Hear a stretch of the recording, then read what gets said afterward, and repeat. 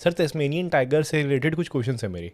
पहला कि Tasmanian tiger किस फैमिली से, जैसे हम लोग बोलते हैं ना टाइगर और लेपर्ड कैट फैमिली से, तो टेस्मेनियन टाइगर किस फैमिली से था। दूसरा सवाल, क्या ह्यूमंस के लिए खतरनाक था। सर क्या रीज़न है कि टेस्मेनियन टाइगर एक्सटिंक्ट हो गए, ख़त्म क्यों हो गए। मेरा चौथा सवाल सर ये है कि टेस्मेनियन टाइगर ऑस्ट्रेलिया के टॉप प्रीडेटर्स में से थे, और अगर वो एक्सटिंक्ट हो चुके हैं तो क्या आसपास क्या असर हुआ है उसका बायोलॉजिकली। मेरा नेक्स्ट सवाल सर ये है कि क्या हम साइंस की मदद से या किसी भी चीज़ों की मदद से क्या हम टेस्मेनियन टाइगर को वापस ला सकते हैं। आपने अभी जी तस्मानियन टाइगर के बारे में सवाल पूछा। तस्मानियन टाइगर के बारे में पहले मैं एक व्लॉग में बहुत साल पहले, मुझे लगता है 3-4 साल पहले बता चुका हूँ। एक दो वीडियो में मैंने और बताया, लेकिन अच्छा है कि ये सवाल आपने पूछा तो मैं एक ही साथ, क्योंकि जनरली नाइट ड्राइव के वीडियो में बताने में बीच बीच में ध्यान डाइवर्ट हो जाता है, कभी कुछ दिख जाता है, कभी कुछ दिख जाता है। तो जो इम्पोर्टेंट बात है, क्योंकि ये आपका सवाल अच्छा है और टॉपिक बहुत अच्छा है, इसके पीछे एक प्रॉब्लम जुड़ी हुई है। वो मीन्स हमें उससे कुछ सीखने की ज़रूरत है। तस्मानियन टाइगर को बोलते हैं थाइलेसिन, और ये तस्मानिया, जैसे कि नाम से है तस्मानिया, यानी कि न्यू गिनी, तस्मानिया, ऑस्ट्रेलिया महाद्वीप में मिलता था। एक कुत्ते की तरह से जानवर था। फिर इसका नाम टाइगर कैसे पड़ा? क्योंकि इसके पीठ पे धारियां थी, पीठ के पिछले हिस्से पे धारियां थी। चेहरा बिल्कुल कुत्ते की तरह था, बाइट फोर्स अच्छा खासा था इसका, और करीब करीब आप समझ सकते हो कि भेड़िया जैसा जानवर था। क्योंकि अगर एक ऐसा भेड़िया हो हमारे यहाँ जिसकी पीठ पे धारियां हो, तो उसको हम, क्योंकि धारियां है तो टाइगर बोल दिया। अब क्या था कि ये मार्सुपियल था। मार्सुपियल मतलब जैसे कंगारू होता है ना, कि एम्ब्रियो डेवलप हो जाता है, लेकिन वो बच्चा पूरी तरह से डेवलप नहीं होता। माँ के पेट में एक थैली होती है, उसमें रहता है, उसमें दूध पीता रहता है, धीरे धीरे डेवलप होता है। उसके बाद बच्चा जब थोड़ा बड़ा हो जाता है तो उस थैली से कूद के बाहर आ जाता है, दिन भर अपनी एक्टिविटी करता है, फिर घर की तरह से थैली में छिप जाता है। कंगारू बहुत फेमस जानवर है, जनरली लोग जानते हैं। तो वो मार्सुपियल्स का ये सबसे बड़ा प्रीडेटर था, कार्निवोरस जानवर था भले ही वो कुत्ते के आकार का। अच्छी खासी जिंदगी चल रही थी, जैसा नॉर्मल होता है, जब तक कि इंसान हस्तक्षेप नहीं करता सब कुछ अच्छा ही चलता रहता है। अब क्या हुआ कि अंग्रेजों ने भेड़ें पालनी शुरू, अंग्रेज पहुंचे। एक दूसरी प्रॉब्लम इससे जुड़ी हुई जो कि अलग है, लेकिन उस पर हम नहीं जाएंगे, नहीं तो भटक जाएंगे। ऑस्ट्रेलियन रैबिट की प्रॉब्लम। लेकिन दोनों कनेक्टेड सी बातें हैं। ऑस्ट्रेलियन रैबिट अंग्रेज ले गए थे, उन्होंने एक जगह पे छोड़, थोड़ा सा बता देता हूँ। एक जगह पे उन्होंने छोड़ दिए थे कि भाई खुले में दौड़ते हुए जो रैबिट होंगे उनको हम निशाना ले ले शिकार करेंगे, असली शिकार का मजा आएगा। तो वो छोड़ दिए। बाद में वो इतनी जल्दी जल्दी उन्होंने रिप्रोडक्शन किया कि वो एक समस्या बन गए, और बाद में क्या किया अंग्रेजों ने, उन्हें मारने के लिए इनाम रखा। बस यहीं तक इन घटनाओं का संपर्क था जो मैं बता रहा हूँ। ऑस्ट्रेलियन रैबिट प्रॉब्लम आज भी बनी हुई है, कम हो गई है। उसके लिए पता नहीं उन्होंने कितनी बाउंड्री वॉल बनाई, लेकिन वो किसी और टॉपिक में। इनाम वाली बात पर रुक जाते हैं, क्योंकि यहाँ भी कनेक्टेड बात है। ऑस्ट्रेलियन रैबिट अंग्रेज खुद लाए थे, अपनी समस्या खुद पैदा की थी। तस्मानियन टाइगर इंसानों से डरता था, इंसानों के नज़दीक नहीं आता था, दूरी बना के रखता था, शर्मीला जानवर था, हर्बीवोरस जानवरों को मारता था, जो कि उसका काम है कार्निवोरस का। अब क्या हुआ, जब इनकी भेड़ें इन्होंने पालनी शुरू करी अंग्रेजों ने, अब कभी कभार किसी पर अटैक कर दिया होगा या उनको डाउट हुआ होगा, जैसा भी है, भेड़ें जाती होंगी, तो इंसानों से डरता था ना, भेड़ से डरता नहीं था। अब उन्होंने कहा यार ये तो काम खराब कर देगा, हमारी सारी भेड़ें खराब हो जाएंगी, उससे अच्छा इसको ख़त्म करो। और ख़त्म करने का तरीका क्या? वही इनाम, बाउंटी, कि भाई एक तस्मानियन टाइगर मार के लाओ, इतने रुपए इनाम पाओ। तो यही अंग्रेजों ने टाइगर के मामले में किया था इंडिया में। टाइगर मारने पे इतने रुपए इनाम, मान लीजिए 2 रुपए इनाम। लेपर्ड मारने पे 50 पैसे इनाम। फिर धीरे धीरे 25 रुपए हुआ, 50 रुपए हुआ, तो लेपर्ड मारने पे 10 रुपए हुआ, फिर करते करते 200 रुपए, बस यही इनाम था। इसी में धड़ाधड़ टाइगर लेपर्ड मार दिए गए थे। तो ऐसे ही उन्होंने तस्मानियन टाइगर को मारने के लिए इनाम घोषित कर दिया। लोगों को क्या भाई, पैसे मिल रहे हैं, शिकार करने का मजा मिल रहा है, मारना शुरू कर दिया। देखते देखते देखते देखते जो जंगल से तस्मानियन टाइगर खत्म हो गया। यहाँ पे मैं एक पॉज लगा के मैं, क्योंकि फिर बात भूल जाऊंगा, मैंने बताया था कि इंडिया से भी कनेक्टेड है, कि महाराष्ट्र में अभी डिमांड उठ रही है कि लेपर्ड बहुत ज़्यादा समस्या क्रिएट कर रहे हैं। वो भारतीय वन्य जीव संरक्षण अधिनियम 1972 के तहत शेड्यूल 1 में, शेड्यूल 1 वो है जिसमें कि जैसे टाइगर है, लेपर्ड है, हाथी है, इस तरह के जानवर, जहाँ तक मेरे ख्याल से भालू शेड्यूल 2 में है, वो जानवर होते हैं जिन्हें कि मारने पे कड़े दंड का प्रावधान है शेड्यूल 1। फिर शेड्यूल 2 में थोड़ा हल्के दंड का प्रावधान है। शेड्यूल 3 करते करते ऐसे 4-5 शेड्यूल है। 6 शेड्यूल में मेरे ख्याल से प्लांट्स वगैरह हैं, मुझे याद नहीं ठीक से, बुक रखी है, लेकिन मैं देख के इस बारे में एक अलग पॉडकास्ट बनाऊंगा। तो शेड्यूल 1 में अगर मान लीजिए 7 साल की सजा है, तो शेड्यूल 2 में कम सजा है, हल्का केस बनेगा। जैसे डियर मार दिया, डियर वगैरह शेड्यूल 3 है मेरे ख्याल से, उसमें जब शिफ्ट कर देंगे तो कोई अगर लेपर्ड को मारेगा तो जमानत हो जाएगी, आराम से छूट जाएगा। तो वहाँ एक डिमांड की जा रही है कि शेड्यूल 1 से शेड्यूल 2 में शिफ्ट कर दिया जाए लेपर्ड को, क्योंकि लेपर्ड मेनास बहुत ज़्यादा बढ़ गया। उसको निपटने के दूसरे तरीके मैंने बताए हैं, मैं इसमें भी बता देता हूँ, क्योंकि जब एक टॉपिक है तो उसका प्रॉब्लम बताई तो सोल्यूशन भी होना चाहिए। पहले बता दूं शेड्यूल 2 में करने से होगा क्या। शेड्यूल 2 में करते ही वही कंडीशन हो जाएगी जो तस्मानियन टाइगर की हुई महाराष्ट्र के अंदर, पूरे इंडिया में नहीं, लेकिन एक राज्य करेगा, दूसरा भी करेगा, पब्लिक की डिमांड आएगी, पब्लिक वोट देती है, जाहिर सी बात है पब्लिक बहुत ज़्यादा परेशान है, ह्यूमन एनिमल कॉन्फ्लिक्ट हो रहा है। और मैं हमेशा जानवरों के फेवर की बात नहीं करता, मैं पब्लिक के फेवर की बात भी करता हूँ, दोनों तरफ की बात करता हूँ, क्योंकि वही तरीका है, केस टू केस बात करनी चाहिए। लेकिन इसका ये मतलब नहीं कि पब्लिक के साथ हैं तो आप जानवरों को मार दें। सोल्यूशन ये है कि उन जानवरों को एक तो पकड़ के नसबंदी कर दी जाए, सोल्यूशन बता रहा हूँ वहाँ का। दूसरा ये है कि उनको पकड़ के एक ऐसे बाड़े में छोड़ा जाए जो बहुत बड़ा सा इलाका हो, जो आर्टिफिशियल सफारी पार्क हो, जिसमें जाने के टिकट लगे, कवर्ड गाड़ी के अंदर लोग जाए, घूमे, रेवेन्यू जनरेट होगा, उसी के अंदर प्रॉब्लमेटिक नीलगाय, जंगली सुअर डाले जाए, और एक वो बड़ी फेंस से कवर्ड हो इलाका। लेपर्ड का मामला है तो फेंस ऊंची होनी चाहिए और उसमें गोल गोल वो जालियां लगी होनी चाहिए, जिसको फांद करके वाई शेप में, जिसको फांद करके लेपर्ड बाहर ना निकल जाए।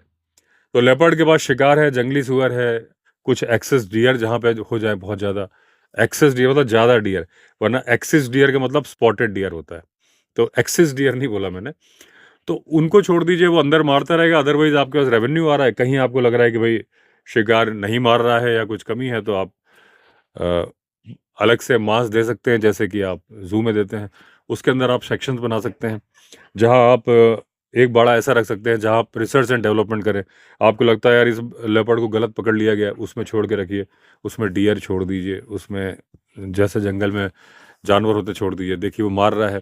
अगर वो मार रहा है, कई दिन तक मार रहा है सक्सेसफुली, आदमी की डमी खड़ा करिए, या ऐसा कुछ देखिए क्या आदमी पे झुक के घात लगा रहा है, नहीं लगा रहा है, R&D करिए, देख लिया कि भाई ये तो ठीक है, तो उसको आप जंगल में वापस छोड़ सकते हैं। सेम केस टाइगर के मामले में भी है, उसका बाड़ा अलग होगा, लेपर्ड और टाइगर के बाड़े सेम नहीं होंगे। एक सोल्यूशन ये है कि जिनको पकड़ा जाए उनको रेस्क्यू सेंटर में नहीं, उनको बड़े बड़े बाड़ों में छोड़ा जाए, क्योंकि रेस्क्यू सेंटर तो एक लिमिटेड क्षमता रखते हैं और खर्चा भी होता है। कोई भी रेस्क्यू सेंटर के अंदर जाने की परमिशन नहीं है। आप देखोगे अगर ढेला रेस्क्यू सेंटर है उत्तराखंड का, गवर्नमेंट के जो है, प्राइवेट में वनतारा में मैंने सुना है कि अंदर जाने की परमिशन है, गाड़ियाँ सफारी कराती हैं, वो कैसे कराती हैं उसके बारे में मुझे जानकारी नहीं है, क्योंकि रेस्क्यू सेंटर में कहीं मैंने सुना नहीं है, क्योंकि वो बचाव है। अगर है तो आप कमेंट लिखिएगा, क्योंकि मेरी जानकारी सीमित है, मुझे सब कुछ नहीं पता है। तो ये सफारी पार्क बनेगा, इसमें जाने की परमिशन होगी, रेवेन्यू जनरेट होगा, तो जिनको पकड़ा उनको रखने की समस्या सॉल्व हो गई, तो आप आसानी से पकड़ सकते हैं। जहां भी कंप्लेंट आ रही है वहां से आप लेपर्ड को पकड़ लीजिए, वहां पे छोड़ दीजिए। ये सोल्यूशन है। शेड्यूल 1 से शेड्यूल 2 में ट्रांसफर करके उसको मार देना से क्या होगा, तस्मानियन टाइगर वाला केस होगा। अब वापस अपने टॉपिक पे आते हैं। तस्मानियन टाइगर खत्म हो गए, हर्बीवोरस की संख्या बढ़ने लगी, हर्बीवोरस की संख्या बढ़ने लगी, इकोसिस्टम गड़बड़ हो गया। आपकी भेड़ें जो अंग्रेजों ने पाली थी, वो भेड़ें तो अलग थी, लेकिन क्या जंगली जानवर नहीं थे जिनको कि वो तस्मानियन टाइगर मारता था? वो तो खरगोश भी मारता था, जो वो है, जो कि जो एक बहुत बड़ी समस्या बन गया आपके लिए। अगर वो तस्मानियन टाइगर नहीं खत्म होते, खरगोश की समस्या पैदा ही नहीं हुई होती। अब क्या था, चिड़ियाघर में था, जू में था। 7 सितंबर 1936, अगर मुझे सन सही से याद है, थोड़ा बहुत ऊपर नीचे हो सकता है, आखिरी तस्मानियन टाइगर जू में मर गया। अब जब ये इस बात पे चर्चा हुई कि भाई इतने हर्बीवोरस क्यों बढ़ रहे हैं, तो उन्होंने कहा भाई तस्मानियन टाइगर होता तो नहीं दिक्कत आती, जैसे यहाँ पे टाइगर है, लेपर्ड है, ये प्राइवेट इलाके में, गांव के इलाके में तो मवेशी मारते हैं, लेकिन जंगल में तो हर्बीवोरस मारते हैं ना। अगर वो नहीं होगा तो हर्बीवोरस बहुत ज्यादा बढ़ जाएंगे। तो बढ़ गए, फिर समस्या हुई कि तस्मानियन टाइगर क्या किया जाए। तब तक मैं आखिरी वाला मर चुका था, बचा ही नहीं था। बड़ा चर्चा होने लगी कि भाई हमने तो कोई स्पेसिमेन भी संभाल के नहीं रखा। एक दिन एक लैब की सफाई हो रही थी, तो लैब में जो बहुत पुराने स्पेसिमेन रखे होते थे, तो जब सफाई हो रही थी निकाले जा रहे थे, वो फार्मोलिन में डाल के कांच की बर्नियों में जो रखे जाते हैं, देखा एक खोपड़ी रखी, किसी खोपड़ी है, देखा है तस्मानियन टाइगर की खोपड़ी है। तब फिर उनको लगा अब तो मिल सकता है, क्योंकि उसका डीएनए उससे मिल जाता है। तो एक कंपनी है, जहाँ तक अगर मैं नाम सही याद है, कोलेसेल बायो रिसर्च ऐसा कुछ नाम है, मैं अगर गलत होगा तो मैं लिख दूंगा ऊपर स्क्रीन पे। वो कंपनी ने डिसाइड किया कि हम तस्मानियन टाइगर को वापस लाएंगे। अब उस खोपड़ी से उन्होंने डीएनए निकालने की कोशिश की। डीएनए पूरा पूरा नहीं मिलता, टूटा टाटा, उसको एडिट करना पड़ता है, संभालना पड़ता है। अब सवाल ये होता है डीएनए मिल भी जाएगा तो क्या होगा। तो अब ये हुआ कि इसका नजदीकी रिश्तेदार ढूंढा जाएगा। अच्छा, ये जो सारी प्रोसेस हो रही है, इसमें अरबों डॉलर खर्च हो रहे हैं। कहाँ तो दोनों बातों को मैं कनेक्ट करूंगा। लेपर्ड की प्रॉब्लम जो इंडिया में बहुत ज़्यादा हो गए हैं, ये होता है भाई खर्चा बहुत ज़्यादा हो रहा है उसको खाने खिलाने में, या जो है। हालांकि मैं कहता हूँ कि बाड़ा टेक्निक ही सबसे बढ़िया है कि वो खुद का खर्चा खुद निकालेगी। लेकिन बात जो खर्चे की है, जब वो लेपर्ड मर जाएंगे सारे, कल को आप कल्पना कीजिए कि टाइगर भी मर गए जनता की डिमांड पे। देखिए, जनता की डिमांड एक तरफा होती है। आप लंबा तो नहीं सोच रहे, आप सोच रहे हमारी फसल को खराब कर दिया। देखिए, फसल आपकी नहीं, पूरे देश की है। आप जो मेहनत करके उगा रहे हो, पूरे देश ने खाना है। अगर आप फसल नहीं उगाओगे तो फिर अनाज कहाँ से आएगा।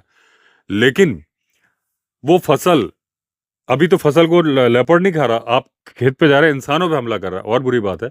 लेकिन वो जब मर जाएंगे, फिर आपके हर्बीवोरस इतनी बुरी तरीके से आपकी फसल को खाएंगे कि आप फसल उगाना मुश्किल हो जाएगा।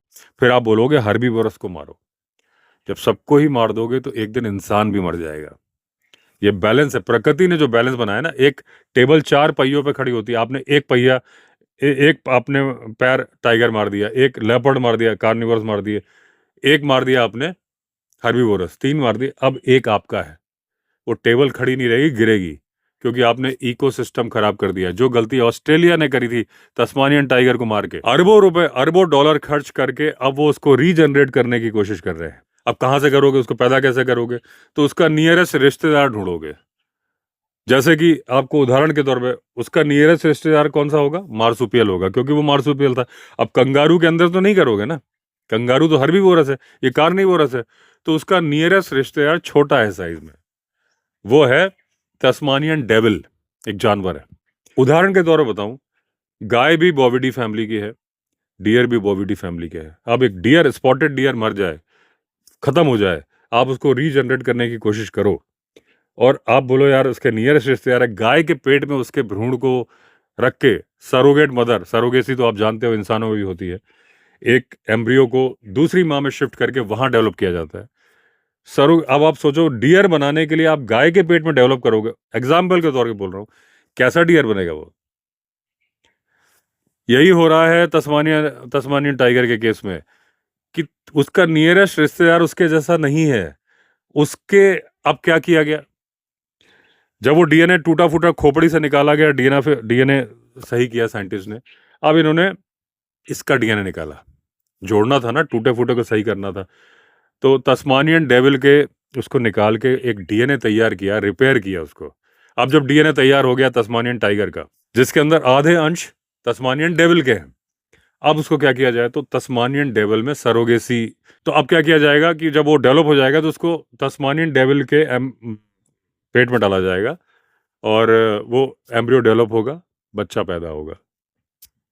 साइंटिस्ट ने पहले बोल दिया है कि वो कैसा बनेगा हमें नहीं मालूम, क्योंकि वो आधे डीएनए तो उसके अंदर तस्मानियन डेविल के हैं। छोटा जानवर है वो, कैसे हमला करेगा, कैसे पकड़ेगा, कुछ पता नहीं। मतलब इस बात के मुझे तो ऐसा लगता है पर्सनली कि 10% संभावना है कि वो बिल्कुल तस्मानियन टाइगर जैसा बनेगा। अदरवाइज एक आकृति सी बन जाएगी, शक्ल सी, धारियां वारियां बन जाएंगी, बाकी वो सेम नहीं बनेगा। हालांकि ये एक नई समस्या को जन्म दे रहा है कि क्या हम प्रकृति के साथ छेड़छाड़ कर रहे हैं। जिस जानवर को प्रकृति ने बनाया ही नहीं, हम बना रहे हैं। तस्मानियन टाइगर अलग था, तस्मानियन डेविल अलग था। आपने दोनों के डीएनए को मिक्सचर करके एक नया बनाया। जुरासिक पार्क आपने देखी, डायनासोर बने, वो डायनासोर बाड़े के अंदर रखे गए, इतने घातक हो गए कि इंसानों के लिए खतरा बन गए। ये एक डायरेक्टर की कल्पना थी, लेकिन कभी कभी कल्पना सच्चाई में बदल जाती है जब इंसान कोशिश करता है। तो इंसानों के भी क्लोन बनाने की कोशिश की जा रही है। कहीं ऐसा ना हो, ये तो छोटा जानवर है तस्मानियन टाइगर और तस्मानियन डेविल, कल को गेंडा, टाइगर, चीता, इस तरह के जानवर अगर इंसानों ने खत्म कर दिए और वापस कल को कोई एहसास करे इस गलती, जो अभी तो हम देखिए उस लेवल में है जहां हम सोच सकते हैं अभी तो बहुत अच्छे जानवरों की संख्या हमारे पास है। चीता के केस में क्या हुआ था, चीता मारने पे भी इनाम घोषित किया गया था। चीते को पहले पकड़ा जाता था। अकबर के राज्य में बहुत सारे पालतू चीते थे। एशियाटिक चीता, जो कि अभी ईरान में कुछ है, 20-25 ही हैं।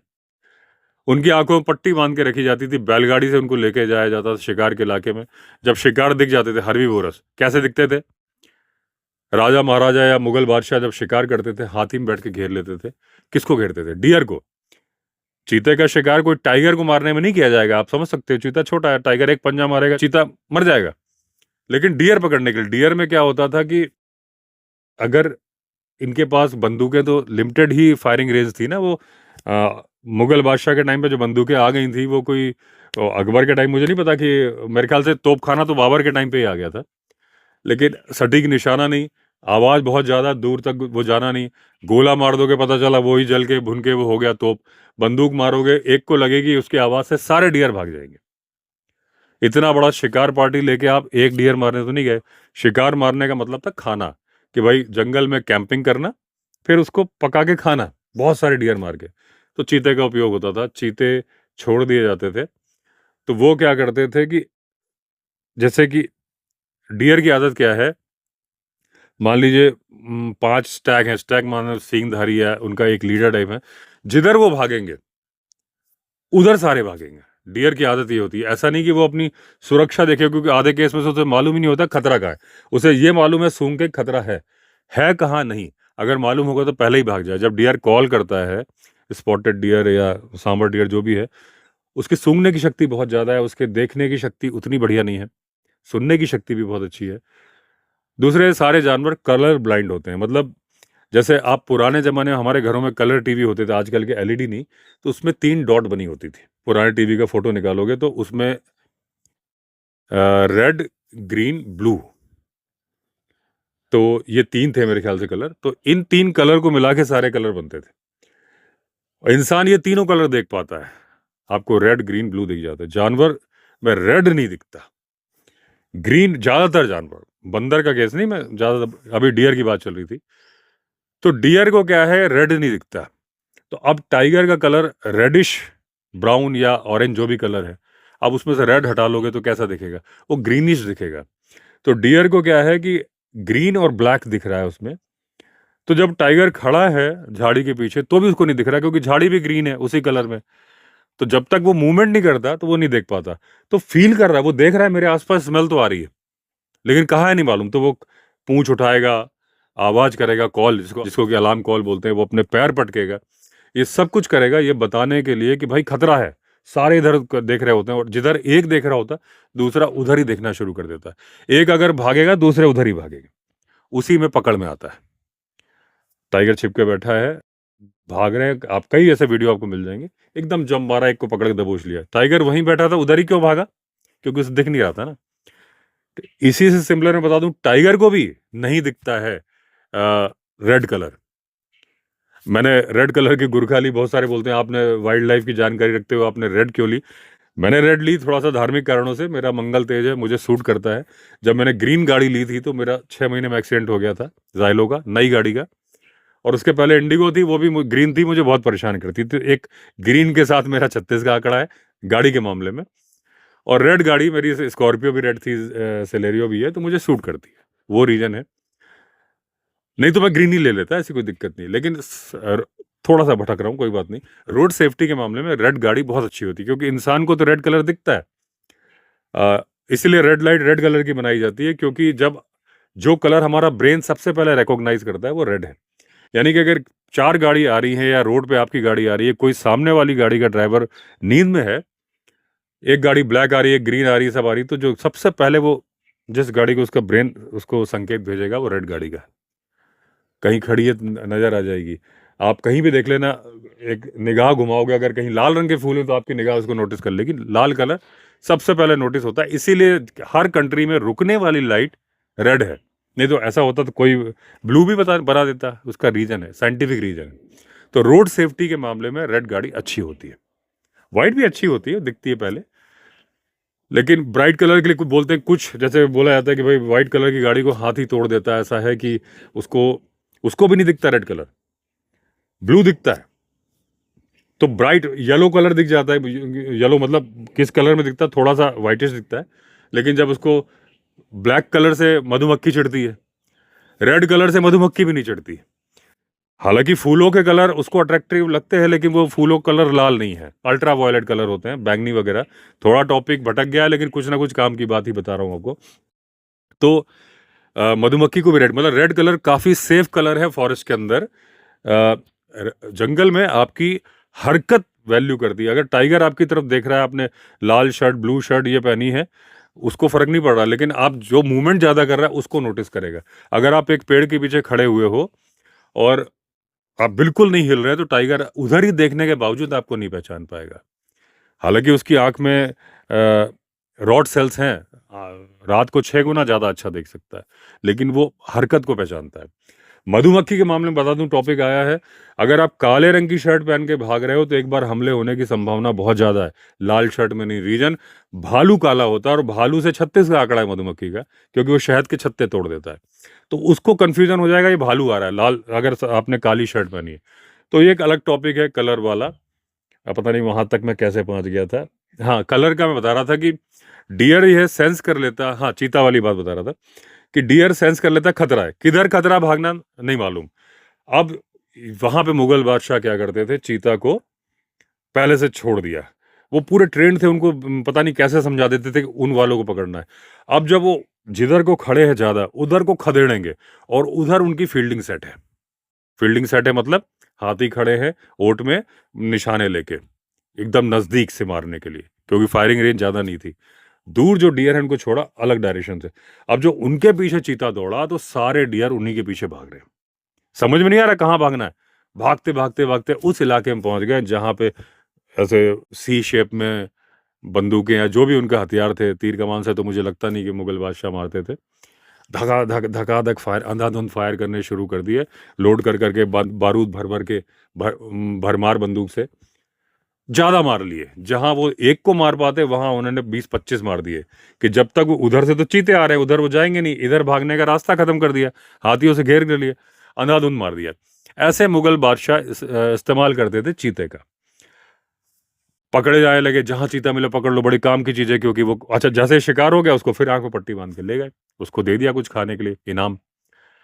फिर ऐसे ही शिकार करते गए छत्तीसगढ़ में, जो आज छत्तीसगढ़ है, वहां पे कोरिया के महाराज साहब थे, उन्होंने आखिरी 3 चीते मारे थे 1947 के आसपास मारे थे, या 46 में। 1952 में इंडिया में डिक्लेयर कर दिया गया था कि इंडिया में एक भी चीता नहीं बचा।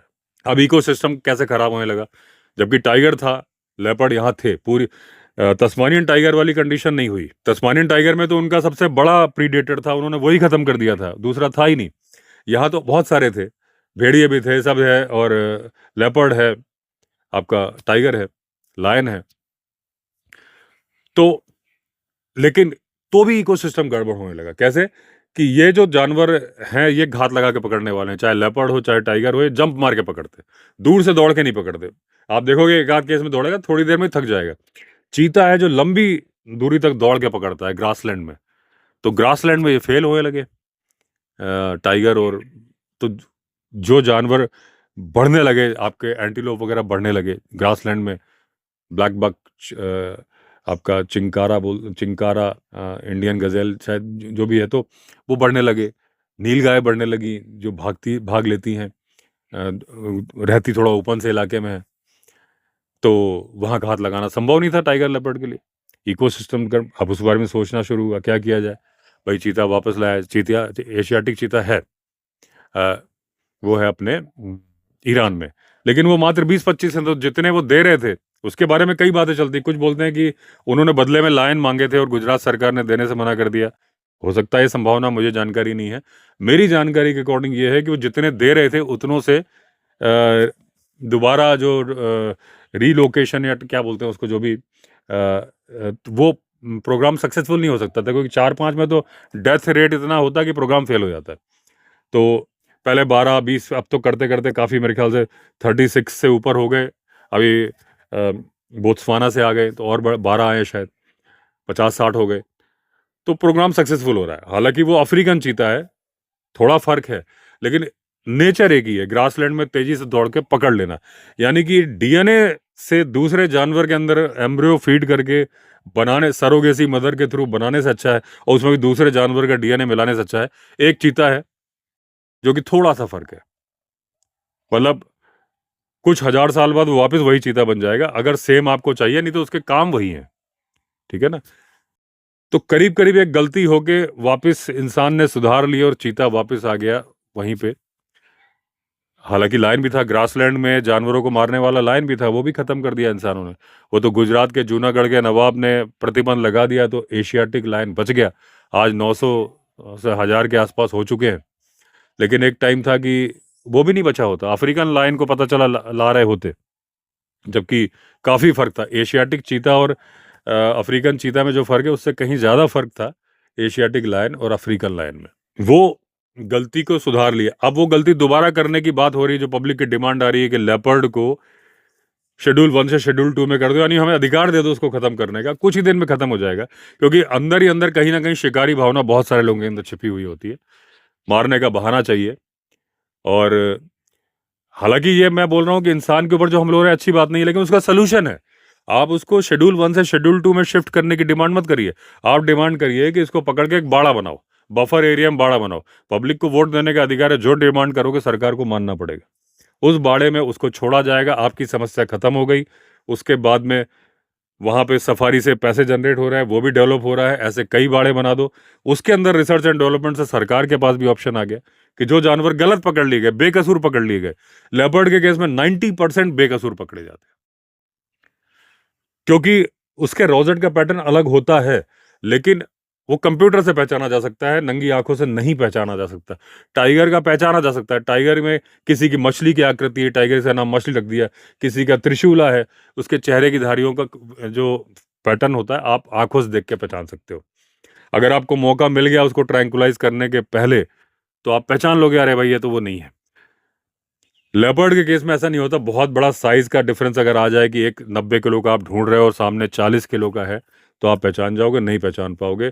गोली से 90% गलत मरते हैं। पिंजरे में जहां पिंजरा लगा दिया, जो पकड़ में आ गया खुशियां मना ली, किसी को नहीं पता कौन सा पकड़ा है। पता चला जिसको आदमखोर जो वारदात कर रहा था फिर वारदात करता, अरे भाई हमने तो गलत पकड़ लिया।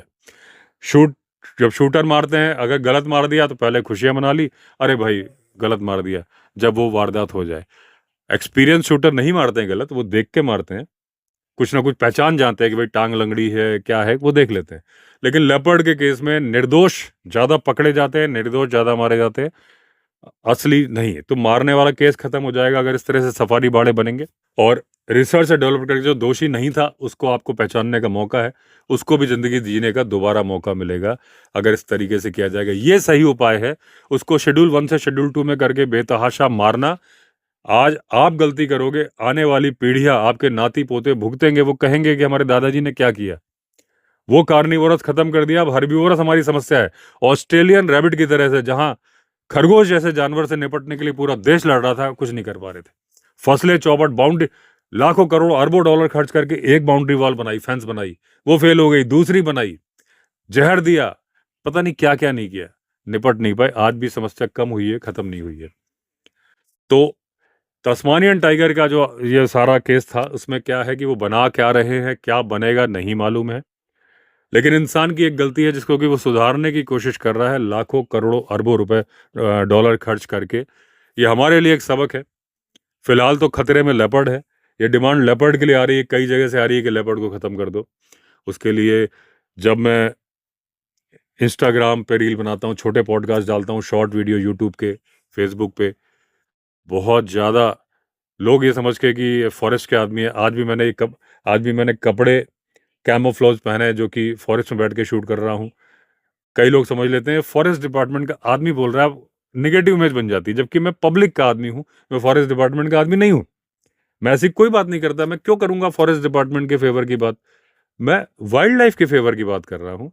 जहाँ फॉरेस्ट डिपार्टमेंट सही है वो फॉरेस्ट डिपार्टमेंट सही है, जहाँ वो गलती करता है।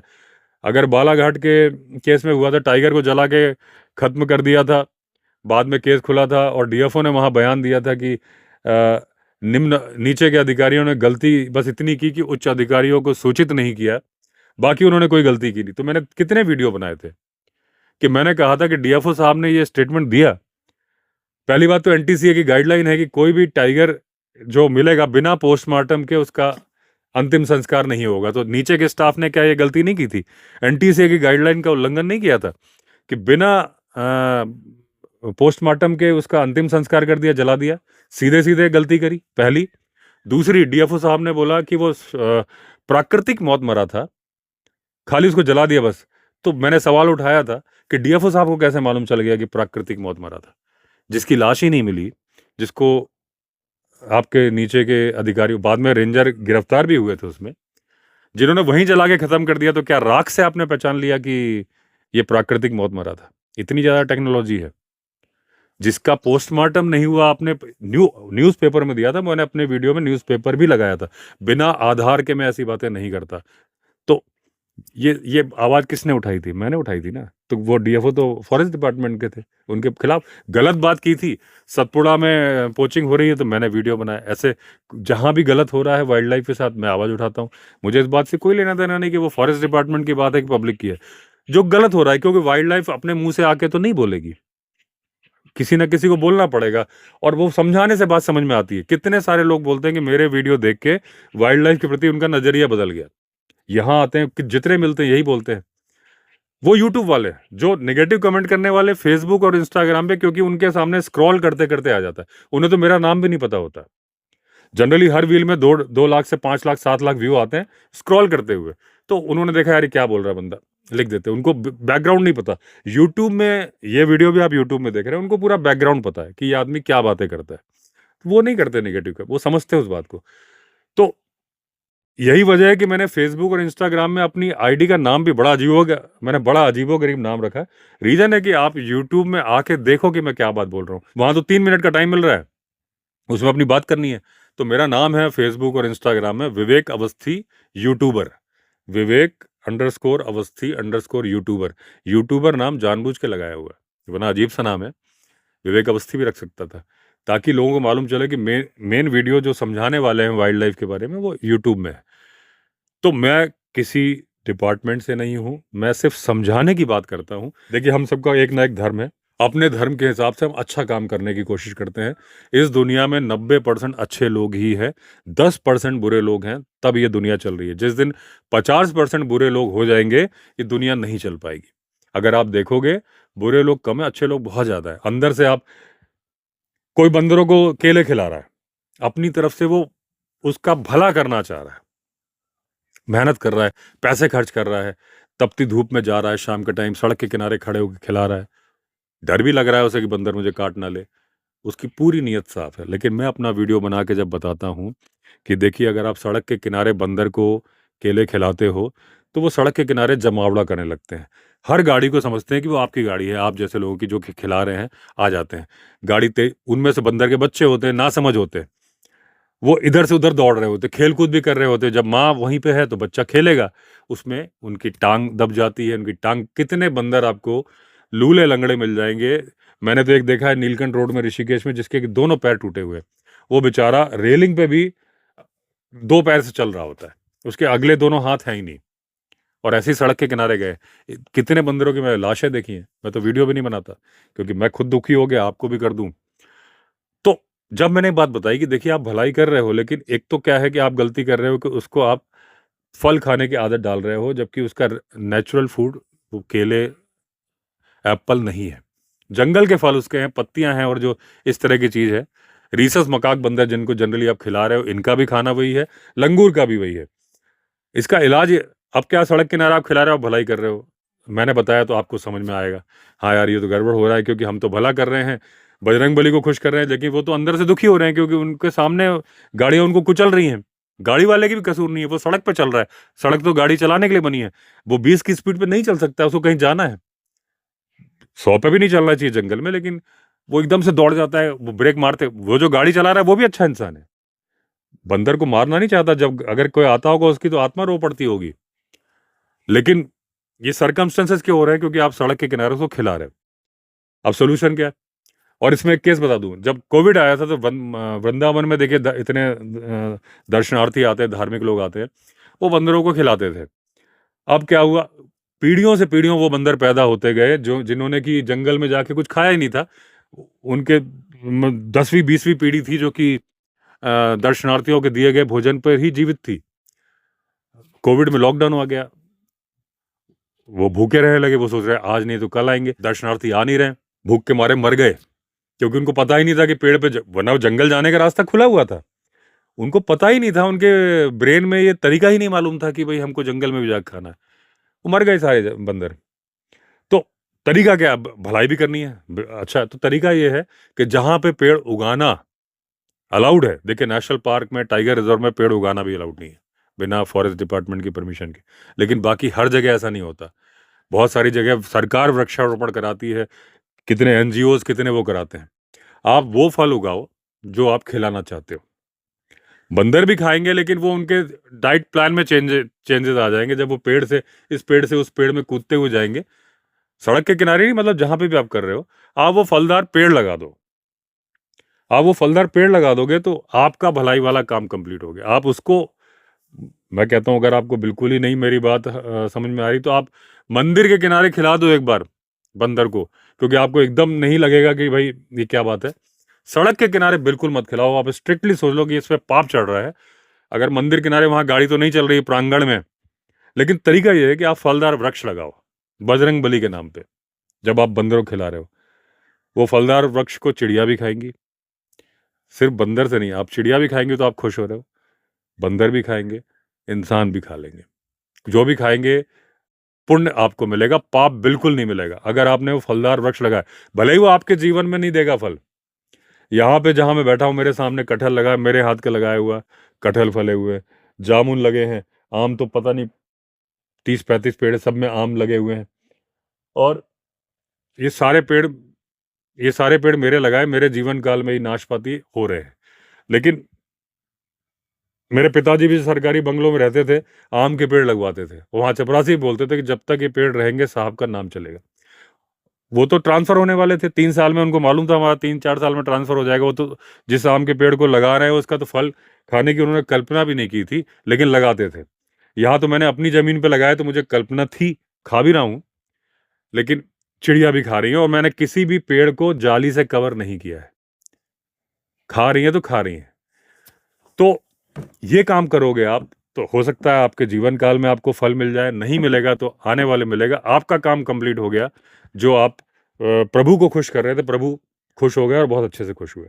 तो ये बातें, टॉपिक से भटक, क्वेश्चन था तस्मानियन टाइगर कहाँ से कहाँ हुआ, लेकिन जो भी बात हुई काम की बात हुई, कोई बकवास बात नहीं हुई। तो ये बात मेरा समझाने का ये था कि कोई व्यक्ति अगर आपको समझाएगा तो शायद आपको समझ में आ जाएगा। वाइल्ड लाइफ की जबानी, हो सकता है ये बात बंदर आपसे कहना चाह रहे हो, लेकिन वो नहीं कह सकते। लेकिन मैंने बोला, समझा के बोला, तो अगर